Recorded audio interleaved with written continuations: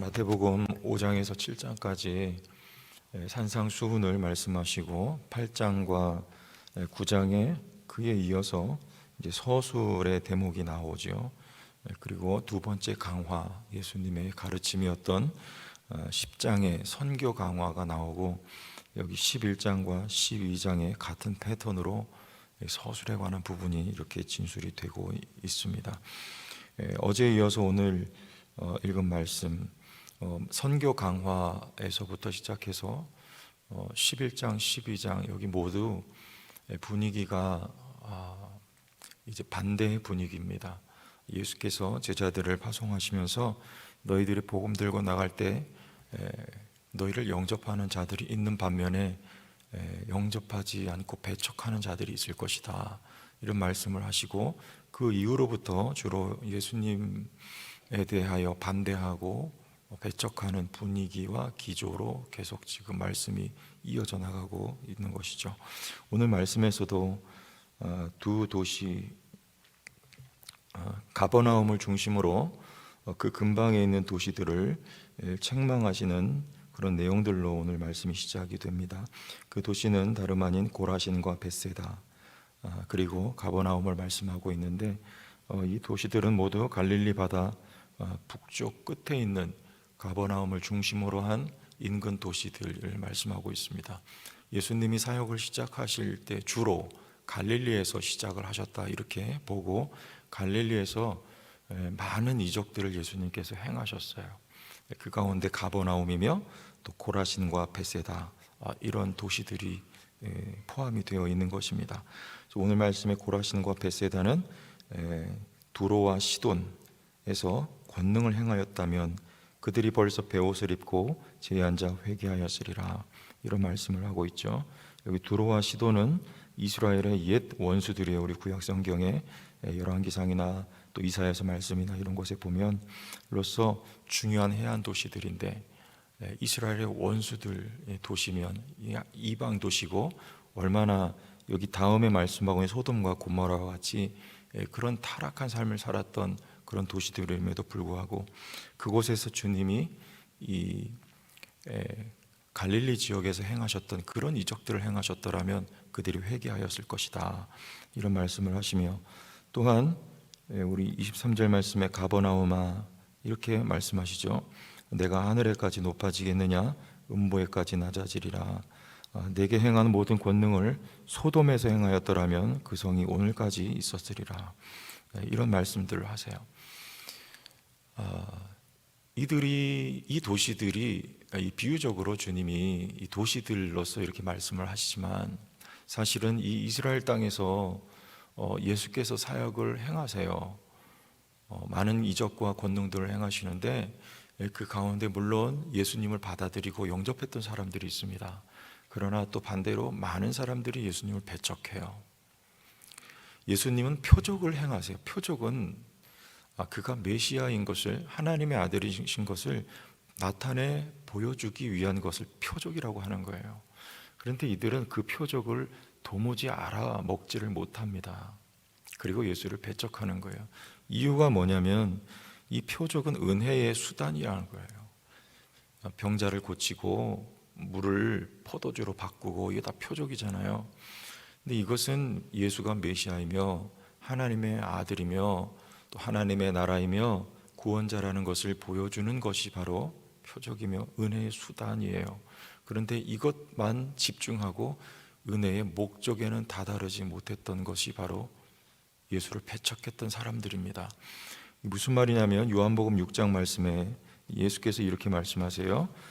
잘 아시는 대로 요한복음 6장은 우리 마찬가지입니다. 이 갈릴리 지역, 가버나움 지역에서 예수께서 오병이어의 기적을 행하십니다. 그 오병이어의 기적을 행하셨을 때 많은 사람들이 그 떡을 받아 먹어요. 근데 이 오병이어의 기적은 표적이에요, 표적. 그 떡 자체가 아니라 그 떡을 먹고 너희들이, 이스라엘 백성들은 떡 먹고 죽었는데 너희들은 떡 먹고 산다. 그런데 그 떡의 정체가 뭐냐? 그건 곧 바로 나다. 내가 생명의 떡이다. 여기까지 들어가야 되는 거죠. 근데 사람들은 그렇지 못했다는 거예요. 표적을 보지를 못하고 그냥 떡 먹고 떨어져 나간 사람들, 이 사람들이 예수를 배척한 사람들 말씀하고 있는 것입니다. 은혜의 목적엔 이르지 못했다. 그래서 요한복음 6장에 26절 말씀에 예수께서 대답하여 이르시되 내가 진실로 진실로 너희에게 이르노니 너희가 나를 찾는 것은 표적을 본 까닭이 아니요 떡을 먹고 배부른 까닭이로다. 예수께서 가버나움 지역에서 많은 기적을 행하실 때 예수님 주변에는 참 많은 사람들이 쫓아다녔습니다. 왜일까요? 예수는 기적을 행하시는 그런 기적의 주인공으로만 인식이 됐어요. 그러니까 많은 인기를 얻었고 예수님 주변에 항상 사람들이 있었지만 그 사람들이 회개에 다다르진 않았다는 거예요. 여러분, 회개의 기본은 뭡니까? 예수 복음 듣고 예수 영접하는 게 회개의 시작이잖아요. 회개에 다다르진 못했어요. 지금 떡을 먹었던 많은 사람들도 표적을 본 까닭이 아니라고 말씀하십니다. 여러분, 예수께서 표적은 뭐라고 하셔요? 유대인들이 표적을 구할 때 표적은 내가 요나의 표적 외에는 너에게 보여줄 표적이 없다. 요나의 표적은 예수님의 십자가와 부활을 의미하는 것이죠. 예수님 자신이 여러분 표적의 주인공이에요. 그 표적은 표적 자체가 아니라 그걸 보고 내게 오라, 나를 믿으라, 나를 알라, 이것을 가르쳐 주는 게 바로 표적이었어요. 그런데 사람들은요, 그것만 따먹고 예수님은 놓쳐버리고 마는, 이 사람들이 바로 예수님을 배척했던 사람들입니다. 예수님께서 이 표적의 의미를 말씀하셨어요. 내가 곧 생명의 떡이다. 사람들의 반응이 어떻습니까? 도무지 이해할 수 없는 말을 한다. 저 사람 지금 무슨 말 하는 거냐. 그리고 많은 사람들이 예수를 떠났다고 말해요. 여기 지금 그 말씀입니다. 갈릴리 지역에서 예수님이 많은 이적을 행하셨지만 그들이 결국엔 회개에 이르지 못해요. 회개에 합당한 열매를 맺지 못하는 것입니다. 여러분, 오늘날 우리 교인들도 그런 면이 많지 않습니까?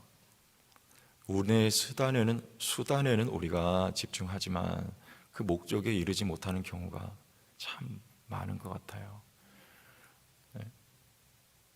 여러분, 왜 신앙생활하고 우리가 교회 나오고 하나님 앞에 기도하고 이 모든 것들입니까? 우리가 어떤 것을 주님으로부터 얻어내기 위한 방편들이라면 거기서 우리는 더 한 걸음 들어가야 돼요. 뭔가를 얻어내기 위한 게 아니고 예수님 자체가 우리에게 생명이고 복이다. 그분만이 나의 유일한 구원자다. 내 삶을 책임지시는 주님이시다. 예수 사랑하는 거, 여러분, 이 자리까지 나아가야 우리의 신앙생활이 좀 더 온전해진다. 이런 교훈을 우리에게 주고 있는 것입니다.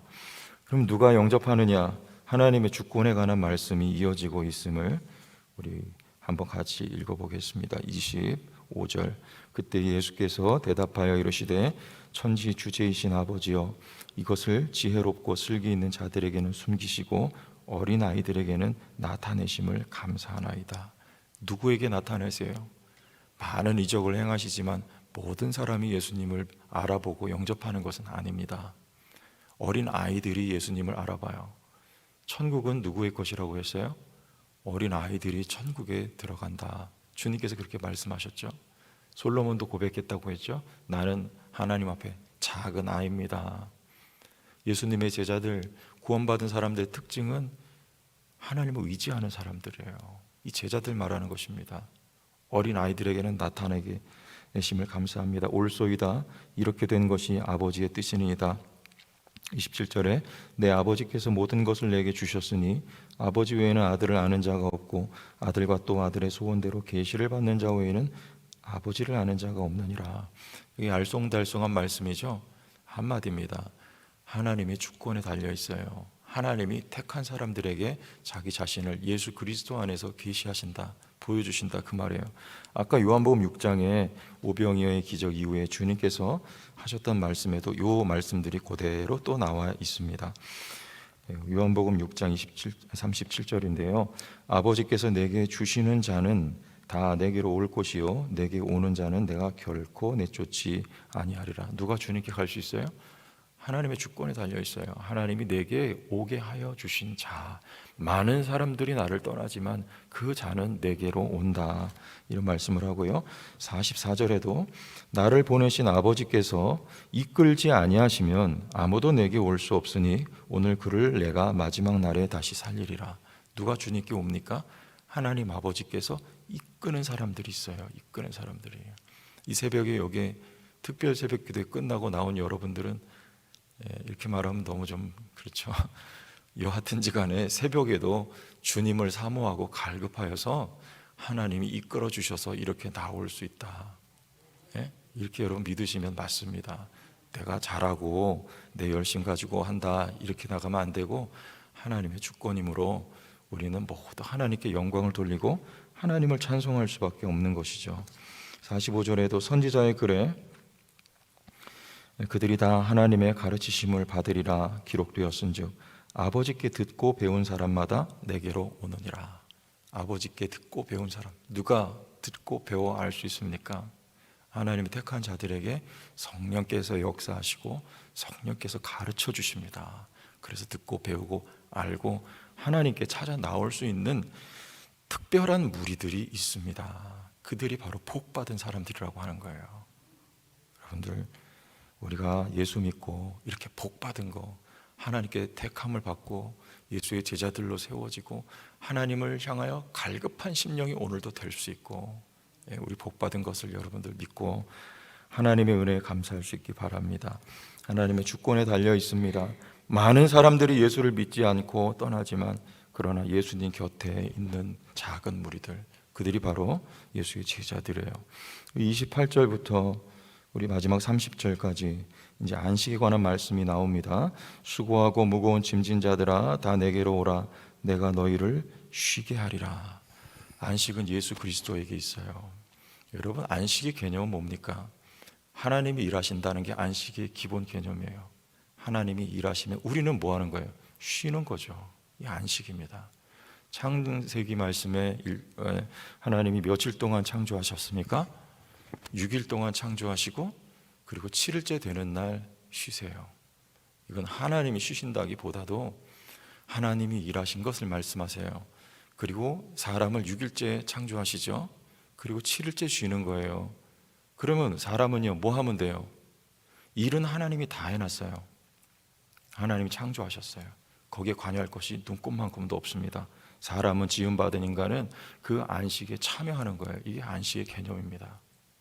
일은 누가 합니까? 새 창조, 우리 주님이, 삼위 하나님이 다 하셨어요. 거기에 우리가 눈꼽만큼도 보탤 일이 없습니다. 우리는 쉬는 거예요. 여러분의 영혼이 쉼을 얻습니다. 누립니다. 이 말씀은 왜 하냐면 유대인들을 타겟으로 하신 말씀이에요. 예수님을 배척했던 주류가 누굽니까? 유대인들이거든요. 바리새인들, 서기관들, 제사장들입니다. 그들이 내세운 게 뭐예요? 율법을 613가지로 세분화시켜서 그것을 다 지킨다고 하는 사람들이에요.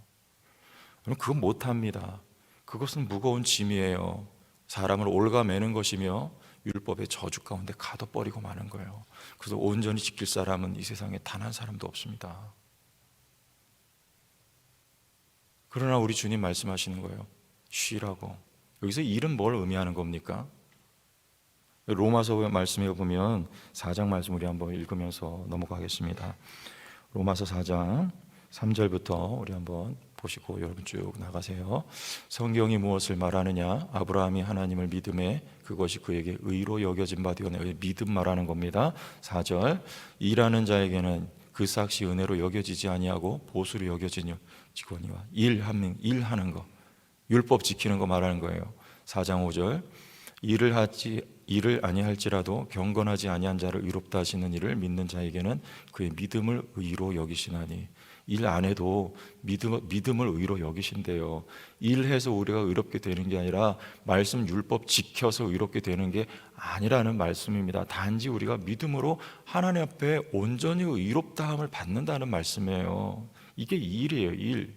우리가 보탤 일이 없어요. 하나님이 다 하셨습니다. 6절, 일한 것이 없이 하나님의 의로 여기심을 받은 사람의 복에 대하여 다윗이 말한 바, 이 복이에요. 7절, 불법이 사함을 받고 죄가 가려짐을 받는 사람은 복이 있고, 아멘. 8절 주께서 그 죄를 인정하지 아니하실 사람은 복이 또 다함과 같으니라. 여러분, 이게 안식입니다. 주님이 다 하셨어요. 주님이 십자가에서 테텔레스타이로, 무슨 말이에요? 내가 다 이루었다, 값을 다 지불했다. 거기에 우리가 보탤 게 아무것도 없습니다. 그리스도에게 참된 안식이 있습니다. 안식일도 마찬가지예요. 하나님이 하신 것을 고백하는 거예요. 내가 주워 먹고 내가 수고하고 노력한 대가로 먹는 게 아니라 주님이 하셨습니다. 이것을 고백하는 게 안식일 기본 개념입니다. 나는 마음이 온유하고 겸손하니 나의 멍에를 메고 내게 배우라. 그리하면 너희 마음이 쉼을 얻으리니 이는 내 멍에는 쉽고 내 짐은 가벼움이라 하시니라. 많은 유대인들은, 그래서 우리 다음 장에 보면 안식일에 어떤 내용이 나옵니까? 미리삭 제자들이 배고파서 그거 비벼서 먹으니까 안식일 범했다, 이 얘기가 나오는 거예요. 그리고 이어서 안식일에 손 마른 사람을 예수께서 고치시자 이제 유대인들이 예수를 박해하기 시작하는 내용이 이어서 나오는 것입니다. 여러분, 예수 그리스도는 하나님께서 오게 하여 주신 자들이 주 앞에 나올 수 있습니다. 우리 복받은 사람들이에요. 여러분, 먼저 그 안식이신 주님 앞에 여러분들 안식과 은혜를 누리실 수 있기를 바랍니다. 이게 먼저예요. 여러분들이 온전히 누리세요. 하나님의 사랑은 조건이 아닙니다. 무조건의 사랑이에요. 우리가 뭘 해서 하나님이 사랑하시고 뭘 하지 않아서 미워하시는 하나님의 사랑은 그런 사랑이 아니라는 것을 여러분들 기억하십시오. 하나님의 사랑은 온전한 무조건의 사랑이에요. 그래서 우리들이 주님의 말씀을 지켜 행하는 것도 조건이 아닙니다. 우리가 이것을 행해서 하나님께 더욱 사랑을 받고 더 뭔가를 받아내려고 말씀을 지키는 게 아니에요. 우리가 주님 앞에 행하는 것들도 사랑의 동기와 이유입니다. 하나님이 나를 향하여서 무조건적인 사랑을 베풀어 주셨기 때문에 그 사랑을 택함 받은 우리들이 점차 알게 되고 그 주님의 사랑을 깨닫게 되고 그 주님의 사랑을 누리면서 사랑 때문에 주님이 너무나 좋아서 우리는 말씀에 순종하고 말씀을 지켜나가는 거예요. 먼저 받아 누리세요. 예수님 안에 안식이 있습니다. 여러분을 통해서 하나님의 사랑이 흘러가고 주님의 말씀에 죽기까지 순종할 수 있는 이런 제자의 참된 열매가 우리의 삶에 더 많이 나타나기를 예수님의 이름으로 축복합니다.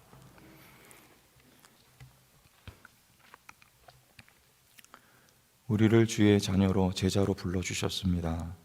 하나님, 우리는 눈에 보이는 가시적인 열매들을 보고 주님 앞에 나온 자들이 아니라 예수님 자신이 우리의 참된 복이기 때문에, 우리를 사랑하시는 유일무이한 하나님 아버지이시기 때문에 그 사랑받아 우리도 주님 앞에 오늘 더욱 가까이 나아가고 주님의 은혜를 힘입어 성령의 도우심으로 우리에게 참된 열매들이 많이 맺혀지는, 주님 기뻐하시는 우리의 그러한 말씀대로의 삶이 있게 도와주시옵소서.